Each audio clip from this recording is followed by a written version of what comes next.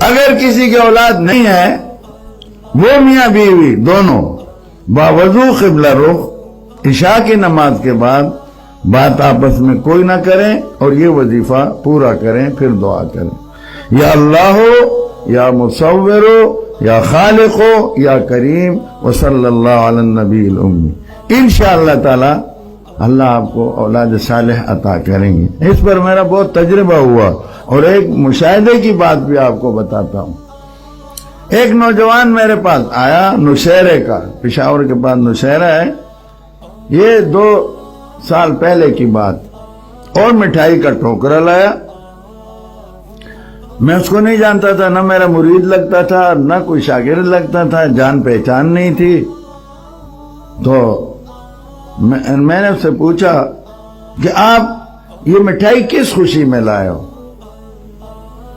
وہ کہنے لگا جی اس نے اپنا واقعہ سنایا، میری شادی ہوئی کئی سال گزرے اور میری اولاد نہیں ہو رہی تھی، اور دوست مجھے تنگ کرتے تھے، تان دیتے تھے، میں بہت پریشان، پشاور مردان کہاں کہاں میں علاج کے لیے ڈاکٹروں کے پاس گیا، علاج کوئی فائدہ نہیں ہوا۔ آخر ایک بڑی لیڈی ڈاکٹر نے مجھے کہا، جو اس فن کی بہت ماہرہ ہے علاج کی، کہ مولوی صاحب کہ آپ جناب تکلیف نہ کرو، آپ کی اولاد نہیں ہوگی، اور اگر ہوئی تو معذور۔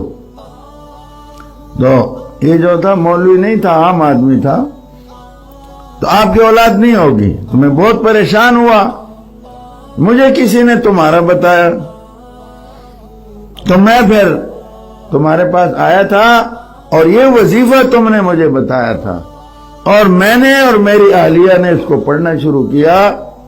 کچھ عرصے میں آثار نظر آ گئے، اور اب میں آیا ہوں، اللہ نے مجھے خوبصورت بیٹا صحت مند دیا ہے، بالکل صحیح سلامت، کوئی معذوری نہیں، اور خوبصورت، یہ اس کا نام ہے۔